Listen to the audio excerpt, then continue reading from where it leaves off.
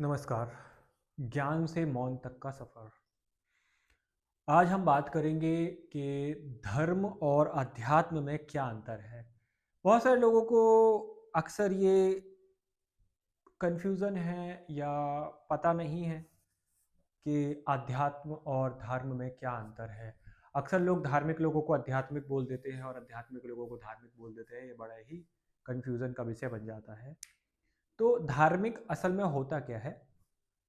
धार्मिक व्यक्ति वह होता है जो व्यक्ति किसी न किसी परंपरा, किसी सामाजिक जो संगठन या फिर किसी धर्म जो अलग-अलग धर्म हैं, उनसे जुड़ा हुआ है और वो उनके ही रीति-रिवाज, उनके रिचुअल्स, उनकी सारी की सारी जो प्रथाएँ हैं, उन सबको फ़ॉलो करता है और अपने जीवन को वैसे ही व्यतीत करता है जैसे उनके धर्म में या उनके ग्रंथ में या उनके सामाजिक तौर-तरीके या उनके रिचुअल्स हैं, उनके हिसाब से ही अपने जीवन की लाइफ़स्टाइल को बनाता है और वो उस तरीके से जीता है। और उसकी आस्था जो होती है, वो अपने धार्मिक जो उनके अनुष्ठान होते हैं, उनके ऊपर टिकी होती है। उनके जो इष्ट देव होते हैं, जो उनके भगवान हैं, जिस भी तरीके के वो भगवान को मानते हैं, वो भगवान की आस्था उनमें रहती है, वो उनको हम धार्मिक कहते हैं। और वो एक किसी कोई अगर ऐसा है जो किसी एक धर्म का है तो वो अपने ही धर्म के प्रति उसका लगाव है, वो अपने धर्म के प्रति ही सजग रहता है। अगर कोई उसके धर्म के ऊपर कुछ बोलेगा तो वो उसके ऊपर अहंकार करेगा, गुस्सा आएगा उसको, उसको अच्छा नहीं लगेगा। बट वो अपने धर्म के बारे में सुनने के लिए उसको सब अच्छा लगता है और वो अपने धर्म के अंदर ही जुड़ा रहता है और उसे वो बहुत अच्छा लगता है। और क्योंकि वो उसके ऊपर भरोसा है, उसका उसमें फेथ होता है।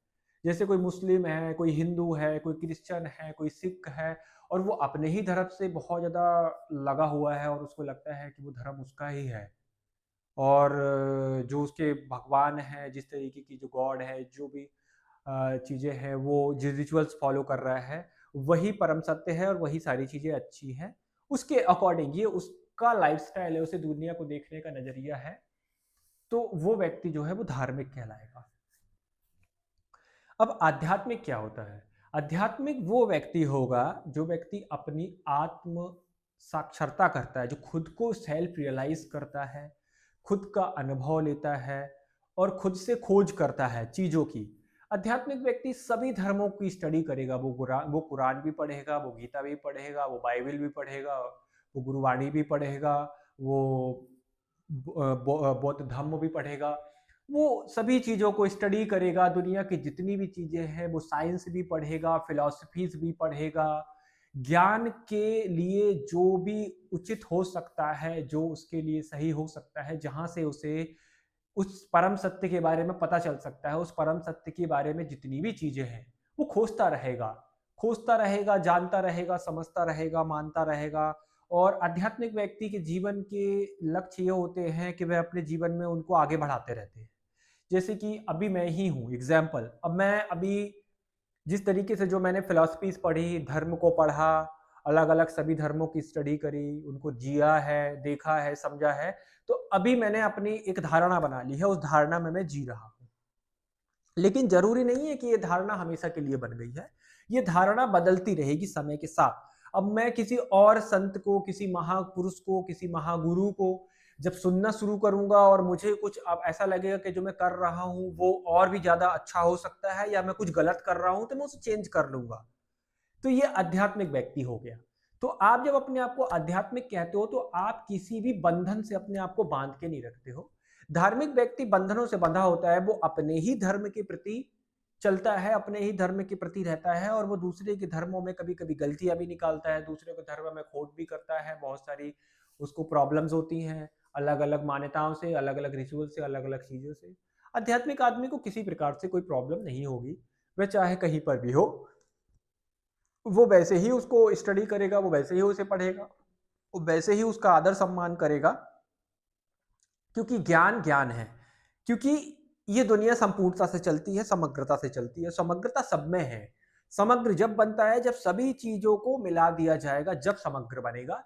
तो सभी चीज़ों को समझना कि फिलॉसफी भी होती है, साइंस भी होता है, धर्म भी होते हैं और आध्यात्मिक जो अनुभूतियाँ हैं, वो भी होंगी और आप ध्यान भी करोगे, साधना भी करोगे, आप सब चीज़ें करते हो। साथ में आप समग्रता से करते चले जाते हो, और फिर धीरे धीरे आपको आपके हिसाब का जो रास्ता है, आपका जो मार्ग है, आपको वो समझ आने लगता है कि आप किस मार्ग में उचित आपके लिए वो मार्ग है, आप कौन से मार्ग में चलने के लिए सक्षम हो, आप कौन से मार्ग में चल सकते हो।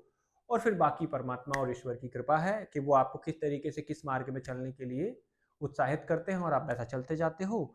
और आप किसी से कोई कंपैरिजन नहीं करते हो, कोई जजमेंट नहीं होती आपके अंदर किसी धर्म को लेके, किसी रिचुअल्स को लेके। आप सभी चीज़ों का सम्मान करते हो, सभी चीज़ों का आदर करते हो, और सभी चीज़ों को ध्यान से समझते भी हो, और उस पे चलने की कोशिश भी करते हो। तो ये हो जाती है अध्यात्म और धार्मिकता की परिभाषा। तो इंसान को अभी के समय पे, जो अभी इतना ज़्यादा धार्मिकता के क्षेत्र में, क्योंकि धर्म के मामले में क्या हो जाता है कि इंसान को अपने धर्म के प्रति तो प्यार होता है, लेकिन दूसरे के धर्म के प्रति प्यार नहीं होता। वहीं से सारी चीज़ें की प्रॉब्लम की शुरुआत हो जाती है, और वहीं से सारी चीज़ें बिगड़ना शुरू हो जाती है। तो इंसान को चीज़ों को समझना चाहिए, और आध्यात्मिक प्रवृत्ति अगर आप अपने अंदर लेके आ रहे हो, तो आप सभी चीज़ों से जो ज्ञान है, आप वो ज्ञान लोगे। और जो कमियां हैं, जो आपको लगता है कि जो कमियां हैं, जो प्रॉब्लम्स हैं, जो पुरानी रूढ़िवादिताएं हैं जो पहले से चल रही थी और शायद आज के समय पे चीज़ें काम नहीं करती, क्योंकि जीवन परिवर्तन का नियम है, और परिवर्तन करना जरूरी है, आवश्यक है। सभी चीज़ें वैसे चलती थी, है ना। अब जैसे पहले एक समय पे लोग अलग तरीके से जीते थे, अभी अलग है, अभी अलग हो गया, टेक्नोलॉजीज हो गई हैं, अभी चीज़ें हो गई है। तो इसका ये मतलब नहीं है कि हम चीज़ों से भागते रहेंगे या पुरानी चीज़ों को ही फॉलो करेंगे। तो हम चीज़ों को बदलते रहेंगे, चाहे वो किसी भी धर्म के लोग हों, किसी भी मान्यता के लोग हों, किसी भी संगठन के लोग हों, आपको चीज़ें बदलते रहना होगी। और आप धीरे धीरे देखेंगे कि आप आध्यात्मिक कैसे अपनी वृद्धि करते जाएंगे, और आपका जो ये अध्यात्म में चलने का सफर है, वो धीरे धीरे आगे बढ़ते जाएगा।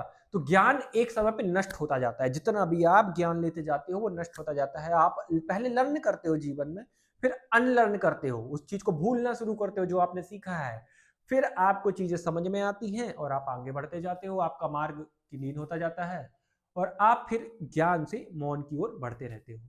कहने का मतलब, ये जीवन का ग्राफ है ना, वो पहले ऐसे चलता है, ऊपर शिखर की ओर जाता है। हम बहुत कुछ पढ़ते हैं, समझते हैं, सीखते हैं, साधनाएं करते हैं, बहुत सारी चीजें करते जाते करते जाते करते जाते, फिर वहां से हम नीचे उतरना शुरू करते हैं। फिर आप मौन की ओर आते हैं, पहले आप शिखर में ऊपर की ओर जाते हैं, फिर नीचे की ओर आते हैं। तो इस तरीके से आपका अध्यात्म चलता है। तो ये है अध्यात्म और धार्मिक की परिभाषा। नमस्कार।